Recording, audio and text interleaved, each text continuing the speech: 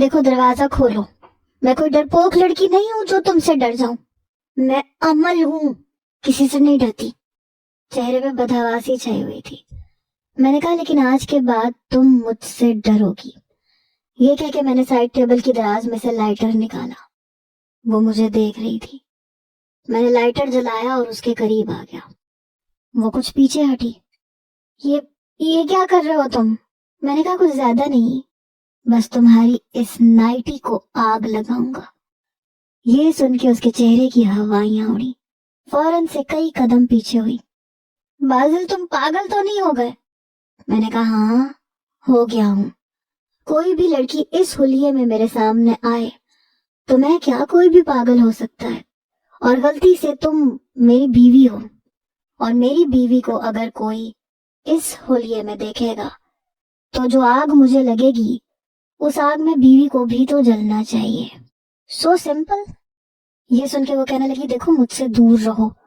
میں اس کے قریب آ گیا اور جلتا ہوا لائٹر اس کے پاس کیا، پھر جھک کے اس کی نائٹی پہ لگانے لگا تو بری طرح سے گھبرائی، پیچھے ہٹ گئی، خود ہی الماری کے پاس گئی، ایک شلوار قمیض نکالی اور واش روم میں چلی گئی۔ میں نے لائٹر دوبارہ سائڈ ٹیبل کے دراز میں رکھ دیا۔ میں جی بھر کے ضد چوا تھا۔ کم از کم میں عمل کے ساتھ زندگی نہیں گزار سکتا تھا، پاسبل ہی نہیں تھا۔ وہ لڑکی مجھے ایک پل بھی برداشت نہیں تھی۔ میں صوفے پہ بیٹھ گیا۔ اچھی خاصی زندگی کو اس نے اپنی ضد سے بگاڑ کے رکھ دیا تھا۔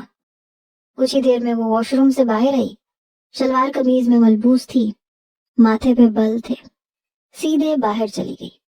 میری بھوک تک مٹ چکی تھی۔ میں نے رومان کو کال کی، پہلی ہی بیل پہ اس نے فون اٹھا لیا۔ کہنے لگا بازل۔ میں نے کہا رومان میں تمہارا فلیٹ چھوڑنا چاہتا ہوں، آج ہی شفٹ کر جاؤں گا۔ وہ کہنے لگا پہلے یہ بتاؤ کہ عمل سے محبت کب ہوئی؟ کافی ٹوٹا ہوا لہجہ تھا۔ میں نے کہا کس کمبخت کو ہوئی؟ تمہیں لگتا ہے مجھے اس جیسی لڑکی سے محبت ہوگی اور اس نے مجھ سے محبت کی ہوگی؟ وہ کہنے لگا پھر تم نے اس سے شادی کیوں کی، وہ بھی اس طرح سے؟ میں پوری رات نہیں سو پایا، مجھے یقین ہی نہیں آ رہا۔ میں نے کہا اسے مسئلہ کنزا سے ہے، وہ کنزا کو خوش نہیں دیکھ سکتی۔ وہ کہنے لگا کیا مطلب؟ میں نے کہا سیدھا سا مطلب ہے، مگر تمہیں شاید عمل ٹھیک لگے گی۔ رومان عمل جیسی لڑکیاں کسی سے محبت نہیں کر سکتی۔ اگر اسے محبت تم سے ہوتی تو کبھی اتنا بڑا قدم نہ اٹھاتی۔ وہ کہنے لگا مجھے تو ابھی تک یقین نہیں آ رہا، اگر اسے تم سے محبت نہیں تھی تو وہ یوں خود کو اتنی بڑی تکلیف دے کے زبردستی شادی کی۔ میں نے کہا وہ ایک انا پرست اور ضدی لڑکی ہے، سامنے والے کی خوشیوں کو آگ لگانا اس کا پسندیدہ مشغلہ ہے۔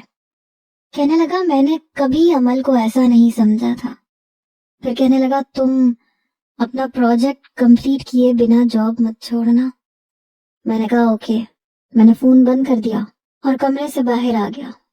دیکھا تو باہر عاصم بیٹھا ہوا تھا، میری والدہ کچن میں ناشتہ بنا رہی تھی، میرے والد بھی باہر بیٹھے تھے۔ میرے والدین تو خیر جلدی اٹھنے کے عادی تھے، مگر عاصم اتنی جلدی نہیں اٹھتا تھا۔ عمل البتہ مجھے کہیں نظر نہیں آئی۔ میں نے اپنے والد کو سلام کیا۔ کہنے لگے جو کچھ رات کو ہوا ہماری تو عقل حیران ہے۔ میں نے کہا دفع کریں اسے، اس کی عادت ہے کنزا سے ہر چیز چھیننے کی۔ عاصم کہنے لگا چاہے کسی کا شوہر ہی کیوں نہ ہو۔ میں نے کہا ہاں، بس یاسر انکل نے سر چڑھا رکھا ہے اس کی ہر ضد پوری کر کے، اسے اس قدر ضدی بنا دیا ہے کہ اسے اپنی ضد کے آگے کچھ نظر ہی نہیں آتا۔ پتہ نہیں پھپھو کا کیا حال ہوگا۔ عاصم کہنے لگا مجھے بھی یہ کچھ ایسی ہی لگی تھی، صبح ہی صبح مجھے جگا دیا کہ چلو باہر نکلو یہاں سے، مجھے سونا ہے۔ یہ سن کے مجھے حیرت ہوئی۔ میں نے پوچھا عمل نے تمہیں کمرے سے نکالا ہے؟ کہنے لگا تو اور کیا۔ میری والدہ ٹرے میں ناشتہ رکھ کے لے آئیں، میرے والد کے سامنے رکھا۔ کہنے لگی بازل کیا ناشتہ کرو گے؟ میں نے کہا کچھ بھی نہیں، بالکل بھی بھوک نہیں ہے۔ پھر میں نے عاصم سے کہا جاؤ تم میرے کمرے میں سو جاؤ۔ وہ شاید اسی بات کا منتظر تھا، چپ چاپ میرے کمرے میں چلا گیا۔ میری والدہ کہنے لگی بیٹا یہ بلیک کافی کیسے بناتے ہیں؟ میں نے تو کبھی نہیں بنائی۔ میں نے کہا امی جب آپ نے کبھی نہیں بنائی تو اب کیوں بنانی ہے؟ اور کس کے لیے بنانی ہے؟ ہم میں سے تو کسی کو بھی شوق نہیں ہے کافی کا۔ وہ کہنے لگی تمہاری بیوی کہہ رہی تھی کہ جب میں اٹھوں تو 1 کپ بلیک کافی کا مجھے کمرے میں دے دینا۔ میں نے حیرت سے اپنی ماں کو دیکھا۔ واٹ؟ عمل نے آپ سے یہ کہا؟ وہ کہنے لگی ہاں۔ میں نے کہا کوئی ضرورت نہیں ہے اس کی ملازمت کرنے کی۔ میرے والد کہنے لگے بیٹی چاہے 1 ہو یا 10، تربیت بیٹی کی طرح ہی کرنی چاہیے۔ بھلا یہ کوئی طور طریقہ ہے جو اس لڑکی نے اپنا رکھا ہے؟ میری والدہ ناشتہ کرتے ہوئے کہنے لگی آپ کی بہن کا ہی قصور ہے۔ ارے جب یاسر میاں سے اس کی شادی ہوئی تھی تو عمل 10 سال کی بھی نہیں تھی۔ تربیت تو افشا کو ہی کرنی چاہیے تھی۔ اپنی بیٹی کو تمیزدار بنا دیا، اس بن ماں کی بچی کو ضدی بنا دیا۔ وہی روایتی نند بھاوج والی بات ہے۔ میں نے کہا امی پھپھو کا قصور نہیں ہے، یاسر انکل کا ہے۔ عمل پھپھو کی بھی نہیں سنتی، بہت بدتمیز ہے۔ یاسر انکل نے ہمیشہ عمل کو پھپھو اور کنزا پہ ترجیح دی ہے۔ کبھی عمل کو یہ نہیں بتایا کہ اسے پھپھو کی بات ماننی چاہیے، ہمیشہ پھپھو سے کہا کہ تم عمل کی بات مانو۔ قصور یاسر انکل کا ہے۔ میرے والد کہنے لگے اس بات کا حل کیا ہے؟ میں نے کہا کوئی حل نہیں ہے، یہ تو پکا ہے کہ مجھے اس لڑکی کے ساتھ نہیں رہنا۔ میری والدہ کہنے لگی کیا مطلب ہے تمہارا؟ تم کیا چھوڑ دو گے اسے؟ میں نے کہا تو اور کیا، آپ کو لگتا ہے میں اس بدتمیز کے ساتھ زندگی گزاروں گا؟ اس نے مجھ سے صرف اپنی اہانت کا بدلہ لیا ہے۔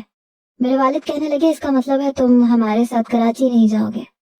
میں نے کہا نہیں، میں کل سے آفس ہی جاؤں گا۔ وہ کہنے لگے پھر ہم شام کی ٹرین سے واپس چلے جاتے ہیں، ہم نے یہاں رک کے کیا کرنا ہے؟ ہم نے تو تمہارے ولیمے کے لیے ساری تیاری کر لی تھی، جب لوگوں کو پتہ چلے گا تو ہم کیا منہ دکھائیں گے؟ میرے والد کہنے لگے کہ ایسے کرو ہماری ٹکٹیں کنفرم کروا دو۔ میں نے فون پہ ہی ان کی ٹکٹیں کنفرم کی اور خود باہر چلا گیا۔ اپنے کچھ دوستوں سے کرائے کے فلیٹ کا پوچھا جو ایک مناسب قیمت پہ مجھے مل جاتا۔ میرے ایک دوست نے کہا کہ اس کے دوست کا ایک فلیٹ ہے لیکن شہر سے دور ہے۔ میں نے دل میں سوچا اس سے اچھی اور کوئی بات نہیں ہو سکتی۔ اس لڑکی نے مجھے میری اوقات کا تانا دیا ہے، اسے اب میں بتاؤں گا کہ میری اوقات کیا ہے۔ ویسے بھی کبھی میرے ہاتھ لگی تو اگلی پچھلی ساری بھڑاس نکال کے اسے چھوڑوں گا۔ میں اس فلیٹ کو دیکھ کے بھی آ گیا تھا، ایڈوانس بھی دے کے آ گیا تھا۔ نئی سی سوسائٹی تھی، زیادہ آباد نہیں تھی، اور فلیٹ تھا بھی کافی چھوٹا، بس ایک چھوٹا سا کمرہ تھا اور چھوٹا سا لاؤنج، چھوٹا سا کچن تھا۔ کم از کم اس لڑکی کو مزہ چکھانے کے حساب سے تو فلیٹ بہت پرفیکٹ تھا۔ شام کو جب میں گھر آیا تو میرے والدین تیار تھے، میں نے انہیں اسٹیشن پہ چھوڑا، واپس آیا اور چند مزدور لے کے آیا تھا۔ مجھے یوں سامان اٹھاتا دیکھ کے عمل کچھ حیران ہوئی، کہنے لگی یہ تم کہاں جا رہے ہو؟ میں نے کہا میں نہیں، ہم جا رہے ہیں۔ وہ کہنے لگی کہاں جا رہے ہیں؟ میں نے کہا اپنے نئے گھر، میری اوقات دیکھنی ہے نا، آج کے بعد تمہیں میں اپنی اوقات بہت اچھے سے دکھاؤں گا۔ وہ کہنے لگی نہیں، مجھے تمہارے ساتھ نہیں جانا، تم چاہو تو مجھے طلاق دے سکتے ہو، کیونکہ میں نے بس تمہیں مزہ چکھانے کے لیے یہ سب کچھ کیا تھا، مجھے تم سے کوئی محبت نہیں ہے، اور تم جیسے سے عمل محبت کر بھی نہیں سکتی۔ یہ بات تو میں پہلے سے ہی جانتا تھا، اس لیے مجھے حیرت نہیں ہوئی تھی۔ میں نے کہا مجھے مزہ چکھانے کے لیے تم نے اپنی شہرگ پہ تیز دھار والا چاقو رکھ کے سب کے سامنے تماشا لگا کے مجھ سے نکاح کیا ہے نا؟ وہ کہنے لگی ہاں، تم نے اس دن یہ کہا تھا نا کہ میں تمہارا جو بگاڑ سکتی ہوں بگاڑ کے دکھاؤں، اس لیے میں نے یہ سب کیا۔ مجھے تمہارے ساتھ کہیں نہیں جانا، میں واپس اپنے گھر جاؤں گی، تم جب چاہے مجھے طلاق دے سکتے ہو۔ میں نے اس کا ہاتھ پکڑا اور اسے خالی کمرے کی دیوار سے لگا دیا۔ میں نے کہا تمہیں میں شکل سے بے وقوف نظر آتا ہوں جس کے ساتھ تم جو چاہو گی کر لو گی، اور بدلے میں تمہیں بخش دوں گا۔ میں رومان نہیں ہوں عمل جو تمہاری ہر بدتمیزی برداشت کر لے، تمہاری ضد پوری کرنے کے لیے کچھ بھی کر گزرے۔ میں تمہارے باپ کی طرح بھی نہیں ہوں جو تمہاری دھمکیوں سے ڈر جائے۔ میں کنزا کی طرح بھی نہیں ہوں جسے تم ہراساں کرو، اور نہ میں پھپھو کی طرح ہوں کہ تمہاری فضول بکواس سنوں۔ میں بازل ہوں، بازل حسین۔ اپنے ساتھ کی گئی ہر بدتمیزی کا سود سمیت جواب دینا بہت اچھے سے جانتا ہوں۔ تم نے میرے ساتھ جو کرنا تھا کر لیا، اب میری باری ہے۔ تمہارے ہر عمل کا جواب تمہیں اسی انداز سے دوں گا۔ میں غصے سے اپنی آنکھیں اس کی آنکھوں کے اندر گاڑ کے بول رہا تھا۔ میرے لہجے کو سن کے وہ گھبرائی۔ ایسے کیسے کرو گے؟ چھوڑو مجھے، نہیں جانا مجھے تمہارے ساتھ۔ اگر تم نے زبردستی کی نا تو میں یہاں سے کود جاؤں گی، اور تم جانتے ہو میں کچھ بھی کر سکتی ہوں۔ کچھ بھی کا مطلب کچھ بھی۔ میں نے کہا اچھا کیا تم نے بتا دیا۔ سامان باندھنے کے لیے مزدور اپنے ساتھ کالے رنگ کی موٹی ڈوریاں بھی لائے تھے۔ میں نے وہیں گری ہوئی ایک ڈوری پکڑ لی اور عمل کے دونوں بازو پیچھے کی جانب پکڑ لیے۔ کہنے لگی یہ کیا کر رہے ہو تم؟ چھوڑو مجھے۔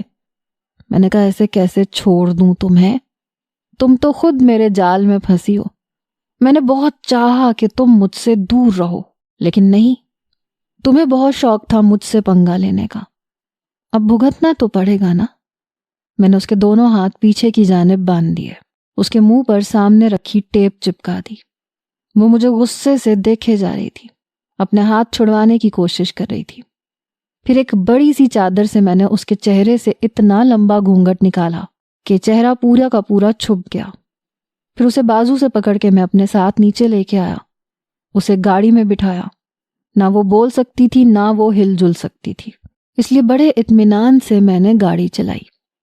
وہ بار بار اپنے ہاتھ چھڑوانے کی کوشش کر رہی تھی، کبھی اپنے منہ سے چادر ہٹانے کی کوشش کر رہی تھی۔ گاڑی میں نے فلیٹ کے سامنے لے جا کے روکی۔ چابی میں پہلے ہی مزدوروں کو دے چکا تھا۔ جب تک میں نہیں پہنچا وہ سامان گھر پہ چھوڑ کے جا چکے تھے، یہاں تک کہ بیڈ کی فٹنگ وغیرہ بھی کر چکے تھے۔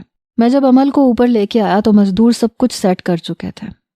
میں نے اسے کمرے میں لے جا کے چھوڑ دیا، باہر گیا، مزدوروں کو پیسے دیے، وہ چلے گئے۔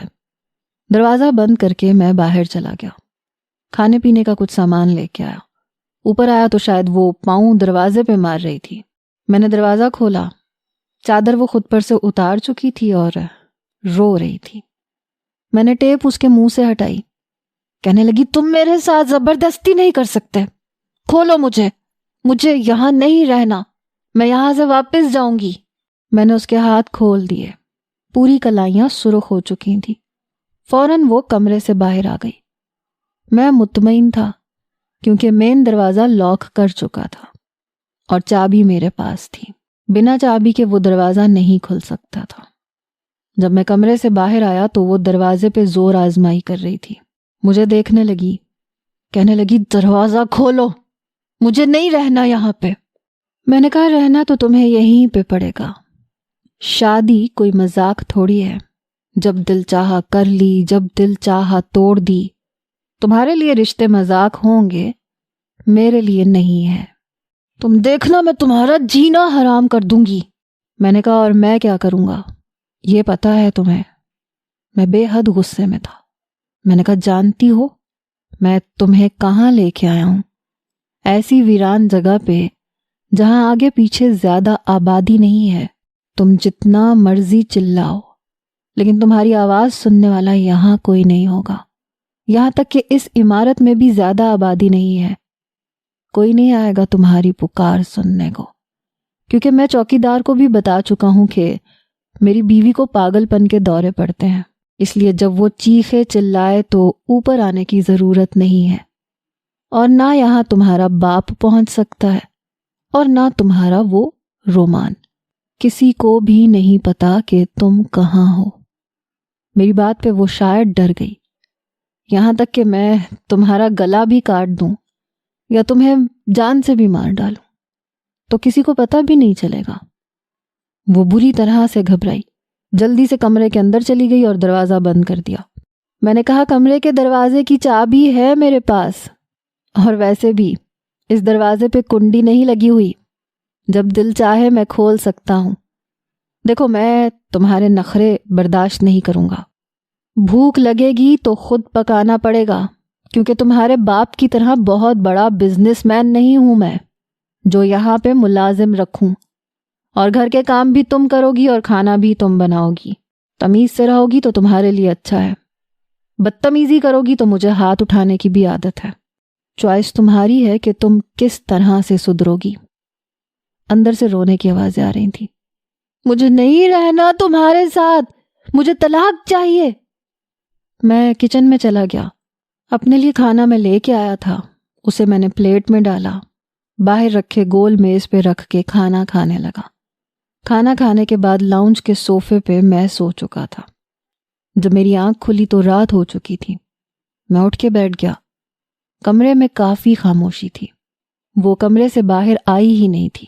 کچن میں بھی سب کچھ ویسے کا ویسے ہی پڑا تھا، مطلب اس نے پکانے کی بھی کوئی کوشش نہیں کی تھی۔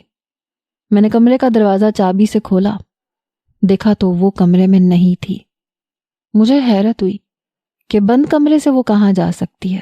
دیکھا تو کھڑکی کھلی ہوئی تھی۔ میں نے وہاں سے جھانک کے دیکھا تو دوپٹے باندھ باندھ کے اس لڑکی نے رسی بنائی تھی، اور اب وہ کھڑکی سے رسی کی مدد سے نیچے اتر رہی تھی۔ خیر ابھی وہ تھوڑا سا ہی نیچے اتری تھی۔ میں اس کی جرت پہ حیران رہ گیا تھا، اس کا دماغ کس طرح سے کام کرتا تھا۔ مجھے دیکھ کے وہ اور تیزی سے نیچے اترنے لگی۔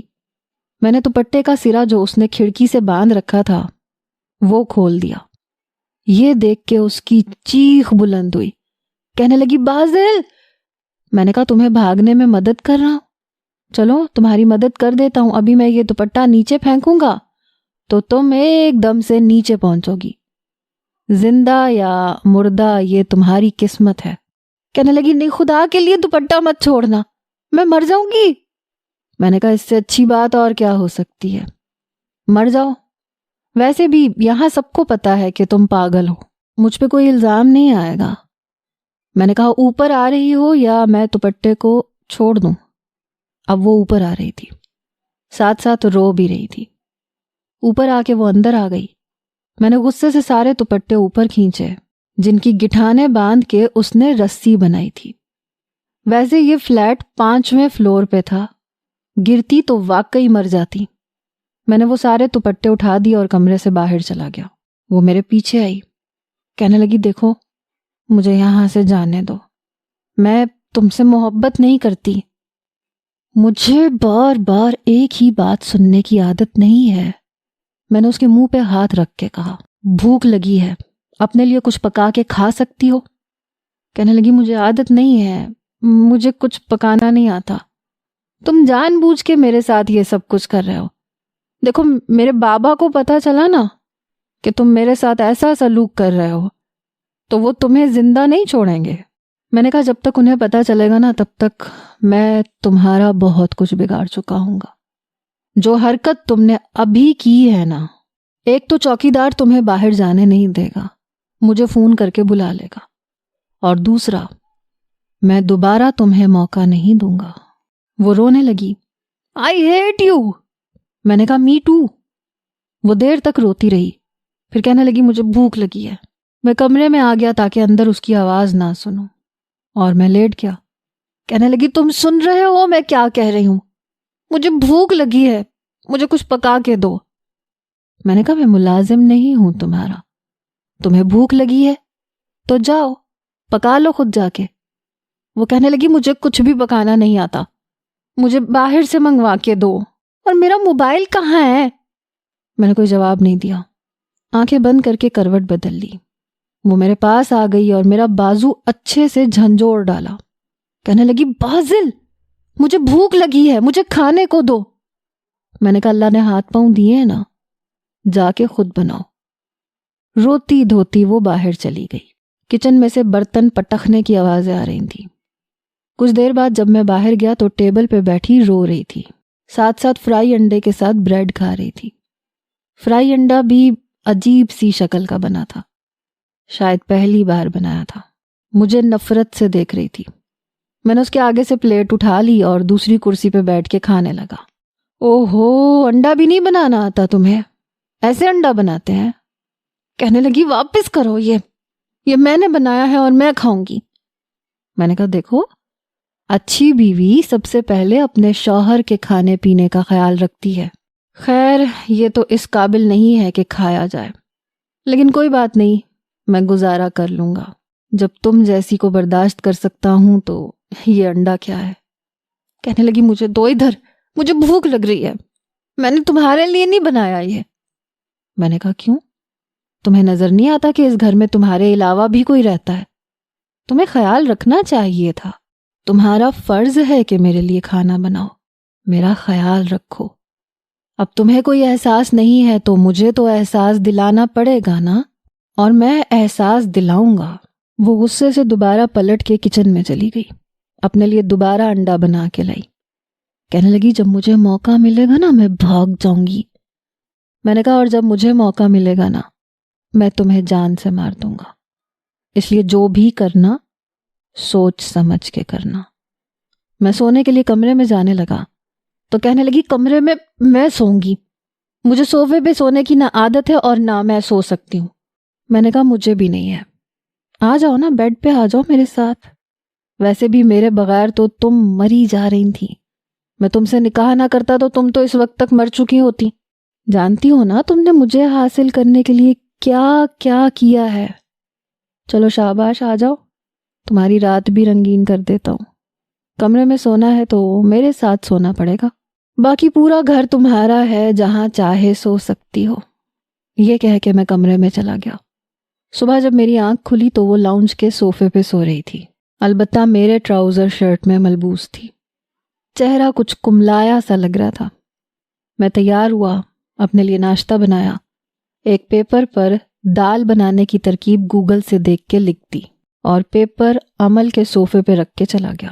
اس کا موبائل میرے پاس تھا، اس کے کپڑوں کے سارے دوپٹے میں چھپا کے گیا تھا، کھڑکی کا وہ لوہے کا کنڈا بھی نکال کے گیا تھا جس سے وہ نیچے اترنے کی کوشش کرتی۔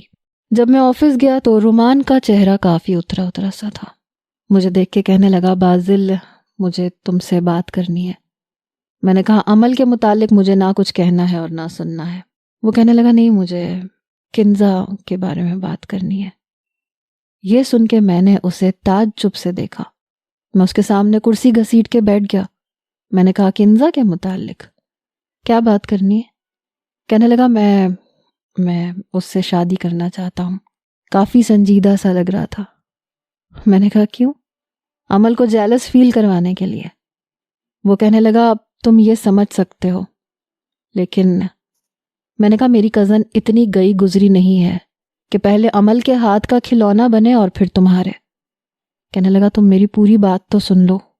ایکچولی میں پہلے عمل سے ملنے کے لیے اس کے گھر چلا جایا کرتا تھا اور کنزا مجھے اچھی لگنے لگی۔ عمل سے میری بہت دوستی تھی۔ جب میں نے عمل کو یہ بتایا کہ مجھے کنزا اچھی لگنے لگی ہے تو اس نے رونا دھونا مچا دیا کہ وہ مجھ سے محبت کرتی ہے، حالانکہ پہلے ایسا کچھ بھی نہیں تھا۔ کبھی بھی اس نے مجھ سے یہ بات نہیں کی تھی اور نہ کبھی مجھے یہ محسوس ہوا تھا کہ وہ مجھے پسند کرتی ہے۔ عمل نے مجھ سے منگنی کا کہا اور یہ بھی کہا کہ کنزا اچھی لڑکی نہیں ہے، وہ لڑکوں سے فون پہ باتیں کرتی ہے اور کریکٹر لیس ہے۔ میں پیچھے ہٹ گیا، لیکن میں یہ جانتا تھا کہ بہرحال وہ بری نہیں ہے، بری لڑکیوں کا پتہ چل جاتا ہے۔ میں کل یاسر انکل سے ملنے گیا تھا تو اس کی روئی روئی آنکھیں دیکھ کے مجھے دکھ سا ہوا ہے۔ عمل نے اس کے ساتھ اچھا نہیں کیا، خیر کیا تو میرے ساتھ بھی برا ہے، لیکن شاید تمہاری بات ٹھیک ہے۔ میں نے تمہاری بات پہ بہت سوچا ہے، واقعی عمل کو نہ مجھ سے محبت تھی نہ تم سے ہے، اسے بس وہ چاہیے جو کنزا کے پاس ہے۔ میں نے کہا چلو شکر ہے تمہیں سمجھ میں آ گیا۔ وہ کہنے لگا میں کنزا سے شادی کرنا چاہتا ہوں اور پورے خلوص کے ساتھ۔ میں نے کہا تو اچھی بات ہے، کر لو، مانگ لو رشتہ۔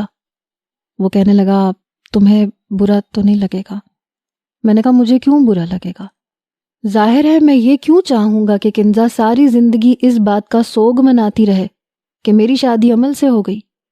تم اسے چاہت سے اپنانا چاہتے ہو تو یہ اچھی بات ہے، اور وہ اچھی لڑکی ہے، اس کے ساتھ اچھا ہونا چاہیے۔ وہ کہنے لگا بس مجھے یہی جاننا تھا۔ پھر کہنے لگا تم آؤ گے شادی پہ؟ میں نے کہا ہاں کیوں نہیں۔ پھر کہنے لگا اور عمل؟ میں نے کہا نہیں وہ نہیں آئے گی۔ پھر وہ چپ سا ہو گیا، کہنے لگا وہ تمہارے ساتھ ٹھیک ہے۔ میں نے کہا وہ تمہارا مسئلہ نہیں ہے، میں جانوں وہ جانے۔ اس نے کندھے اچکائے۔ میں جب گھر گیا تو امل لاؤنج میں ہی بیٹھی تھی، مجھے دیکھ کے میرے پاس آ گئی، کہنے لگی بازل مجھے کیوں قید کر کے رکھا ہے تم نے؟ میرا موبائل کہاں ہے؟ میں نے کہا آتی میرا دماغ مت خراب کرو، جاؤ جا کے کھانا گرم کرو۔ میں نے دروازہ بند کیا، دروازے کو لاک کیا۔ کہنے لگی مجھے کچھ نہیں پکانا آتا۔ میں نے کہا دال بنانے کی ترکیب میں نے دی تھی تمہیں۔ کہنے لگی مجھے کچھ نہیں پکانا آتا۔ میں نے کہا اوکے، مرو بھوکی۔ میں کمرے میں چلا گیا۔ پورے کمرے کا حشر بگڑا ہوا تھا، چادر زمین پہ تھی، الماری کے سارے کپڑے زمین پہ تھے۔ ایک تو کام کی تھکاوٹ، اس پہ کمرے کا حشر دیکھ کے میرا پارا ہائی ہوا۔ میں کمرے سے باہر آیا، وہ ابھی بھی رونے میں مصروف تھی۔ میں نے کہا یہ کمرے کا کیا حشر کیا ہے تم نے؟ کہنے لگی میرا موبائل کہاں چھپایا تم نے؟ میں نے کہا 10 منٹ کے اندر اندر کمرہ درست کرو، ورنہ جو حال تم نے کمرے کا کیا ہے وہ میں تمہارا کروں گا۔ کہنے لگی ہاتھ بھی نہیں لگا سکتے تم مجھے، سمجھے نا، میں کچھ نہیں کروں گی۔ اس کی ہٹ دھرمی میرا فشار خون بڑھا رہی تھی۔ میں اس کے پاس آیا، اس کا بازو پکڑا، اسے اپنے مقابل کھڑا کیا۔ میں نے کہا کمرے کا حلیہ ٹھیک کر رہی ہو یا تمہارا حلیہ بگاڑوں؟